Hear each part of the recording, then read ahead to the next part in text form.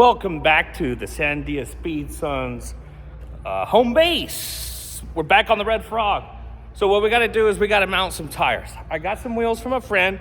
One of those wheels from the manufacturer had a defect. So I bought another wheel, but we don't know which wheel is the one that's a little off center.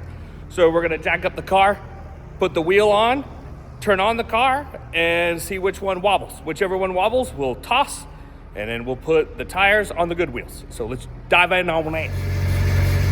We're looking for one that's very wobbly. This one doesn't seem too bad. So we'll move on to the next wheel. Okay. I'm not sure about this one. A little bit of casting differences on the outside, but it's not wobbling. So we'll see. Okay, here's the third one. Still really hard to tell. This one seems like this is the one, but we'll try the fourth one and go from there. All right, I believe this is the wheel right here.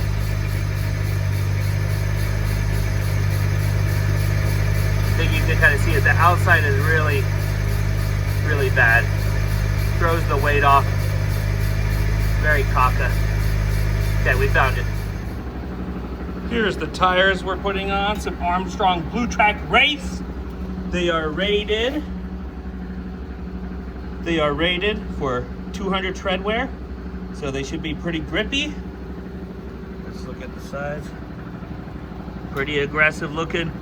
These were $86 a piece, which in my world, since I race a Hellcat, these are a hell of a deal. So I'm not gonna complain too much about the price. Don't mind the crappy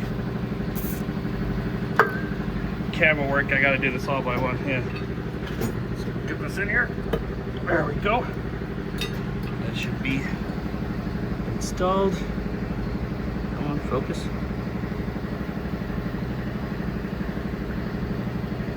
that all the way in? Maybe. Maybe I'll pull on it somewhere. Okay, that's one tire done. I don't balance these tires. There's a reason for that. After a couple of hard turns and all that, they seem to go out of balance anyway. So I don't screw around with that. You might hate that, but that's what I do. We are back, tires are on, the height has been changed. I feel like the fronts are still a little high, but I've been messing with it for a while. The adjustment on the backs are as low as the tubes will allow it, so that's that for these Max PD rods. I'm sure the springs have to settle in a little bit as well. So what we're gonna do is top it off with water, again, from the overheating, and I'm gonna go test drive it and tell you what I think. We are back from the test drive. I didn't even let the tires get warmed, and there's a roundabout that I tested, you know what Simeon did. And yeah, the back end like completely spun around on me. Driver error for sure. I'm not used to these little tiny cars, and I wasn't expecting the back end to come around so easy. But I guess that's what I expected with fresh tires, not warmed up, not scrubbed in at all. But so far, everything, it made it back this time. We got some scrubbing in the fenders. We got to do some rolling, and it definitely needs an alignment after we dropped it so low. So we'll get to that as well. So we did some test drives. We had some tire rubbing.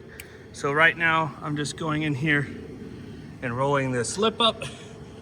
We really don't care about the paint. Tab is going to wrap it anyway. So this is harder than it looks. Trying to swing a big hammer, try to get this rolled over. But it should give us the clearance we need. So after some twiddling around with the alignment and rolling the fenders and putting the coilovers on, making sure that the belts are aligned, the crank pulley's not falling off, I think this car is ready for tomorrow. Me and Tab had test drove it before I did all this alignment and the bead rolling, so I think I'm going to do that off camera. I'm going to go just check it out real quick, make sure everything is copacetic, and then I will do some video tomorrow. Tab, my wife, doesn't really want to be on camera. Maybe she'll start warming up to it, but I will film a video on her class tomorrow if I'm allowed to film during the class time. But while she's driving around the track, I'll get that. All right, guys, thanks for watching. Later.